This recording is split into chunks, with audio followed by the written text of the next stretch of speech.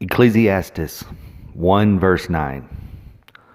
What has been will be again. What has been done will be done again. There is nothing new under the sun.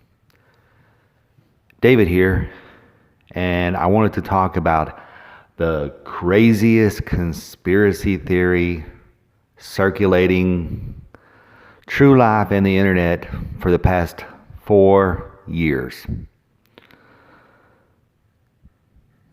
Pizzagate and this belief that the elites are capturing children in order to steal their blood or steal adrenochrome in order to keep themselves young. I want to look at the origins of where this began, and you'll be surprised. It didn't begin in the seedy depths of 8chan or 8kun. It began thousands of years ago. Everything can be traced back to a hatred of the Jews. Anti-Semitic tropes.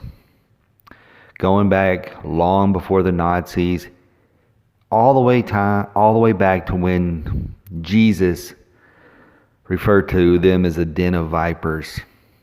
And everybody blamed the Jews for the death of Christ, which I don't see how that can be accurate, because wasn't Jesus supposed to die in order to save man and the sin thing, whatever. But anyway, what I want to talk about is, so in the recent years with Pizzagate and QAnon, this theory of anybody who's your enemy, what's the worst thing that you can call somebody? A pedophile. And what's the worst thing a person can do? Really, murder is the worst thing, but to actually murder a child, you have to be a sick person to harm a little defenseless child. And it's easy to build up hate and anger towards a group of people that you think are systematically killing children, especially your political rivals, killing children to drink their blood in order to live longer. And this conspiracy theory actually began with this belief that on Passover, Jews were stealing children and using their blood in order to do some rituals for their crazy beliefs. And it really gained traction in the year 1475. There was a very famous case now called Simon of Trent, where in Italy a young boy went missing. And there's many versions of the story, but according to the story, this little Christian boy went missing and was found dead either near or in a Jewish man's house. And of course, the people of the town believed that the Jews were killed this kid and used his blood in some crazy ritual, some secret ritual. And so all of these Jewish people were rounded up. They were burned at the stake. The church came in. They wrote a papal bull, and this little kid became a saint.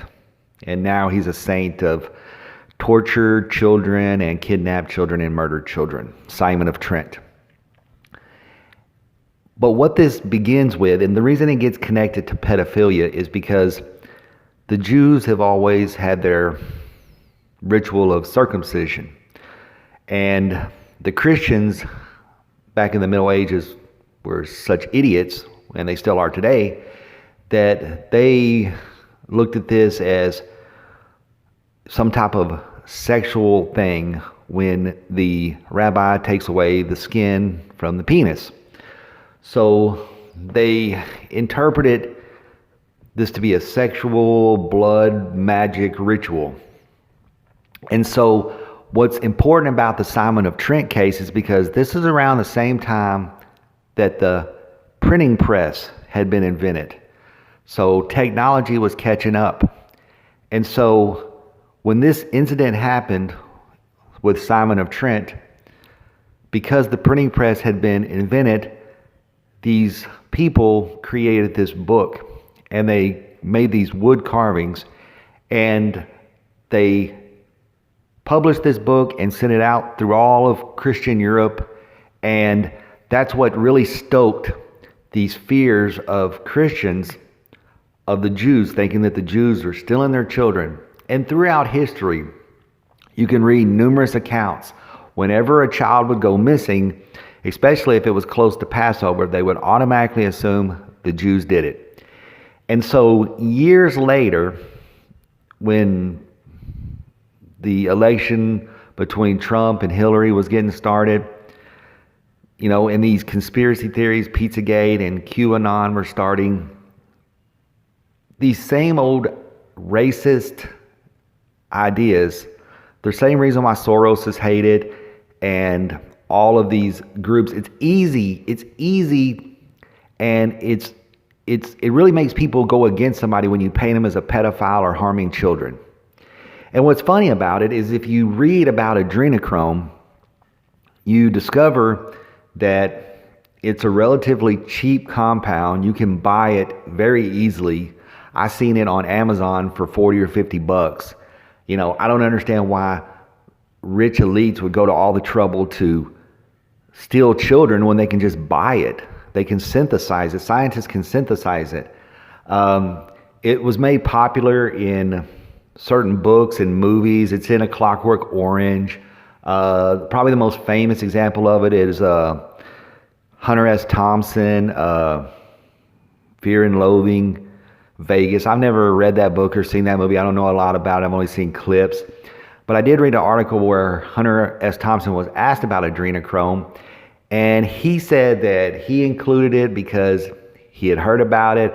He thought it was a cool sounding name, but the effects that are described in the book and the movie, he just made them up. It was fictional. It was a writer's licensing. He can just write it and make up whatever he wants to. So he said that he just made up all of the effects of the adrenochrome. And we all hate pedophilia. We all hate when little children are abused. But this has been going on. Human beings, we tend to forget that human beings are animals. And human beings can do really great things, but they can also do extremely horrible things. And human beings are also sexual creatures. And there are sick people out there that will have sex with animals, sex with children, will rape people, will do anything. There's serial killers. There's all kinds of things out there.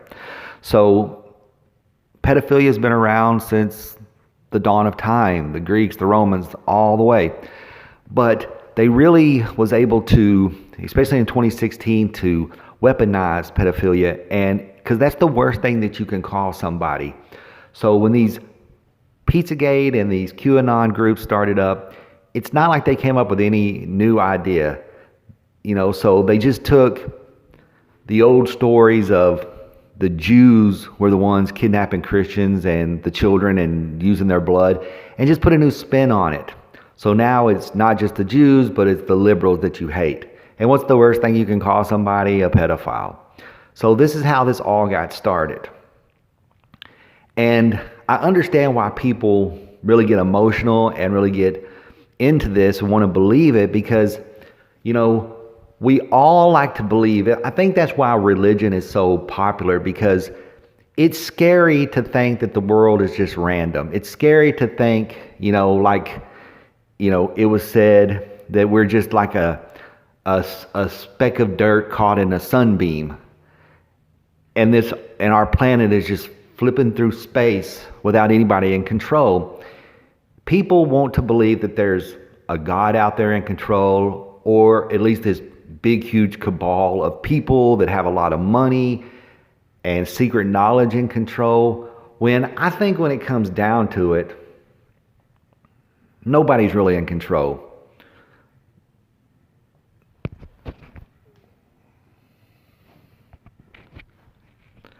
Really, to be honest with you, nobody knows any more than you know. I don't care if they're president. I don't care if they're the Pope. I don't care if they have $1 trillion. They know nothing more than you do. They've never been dead. They don't have any special powers. I don't care how smart you are. You can be Einstein or Isaac Newton or Elon Musk. But you really don't know any more about life than I do. You can't control your own body. You know, as human beings, our lives are so out of control. We try to control a lot of things, but we can't even control our own bodies. I can't control my own cells. You know, I can't control my own DNA. I can get a disease no matter what I do, how good I eat or take care of myself. So I think a lot of people, it's terrifying to believe that there really is no one in control. So that's why the idea of God is popular. And people, though, even though God is out there, they believe you can't see him. Human beings need a tangible thing. So then that's when they glom on to people like presidents like Trump's. People that are real, you know, they're celebrities and you see them a lot, and so you make an idol out of them, and they're going to protect me. They're going to end all the wrongs in the world. And I think for a lot of people, you know, movies and books really promote this, that the story has to come to a satisfying conclusion. But in life, sometimes things don't come to a satisfying conclusion. Sometimes evil people get away with evil things, and it's not fair, but that's life. And that's why the Bible is so popular, because, you know, it says at the end of time, everyone's going to be judged, and then the good people are going to get their reward, and the bad people are going to get their punishment. And people like that. But really, that's not how life is. So I believe that a lot of these groups, these people that promote QAnon or Pizzagate, or even these preachers that promote religious crap, and politicians do the same thing, it's a way to manipulate people and control them and say, I know I'm going to take care of you. The people that are evil are going to get punished, and the people that are good are going to get rewarded. But that's not really how life is. So use your brain. Research these things, and you'll find out that a lot of these conspiracy theories, they have most of them are anti-Semitic tropes going back thousands of years. This is David. Zoe Zizzles. Make sure you like and subscribe. Bye.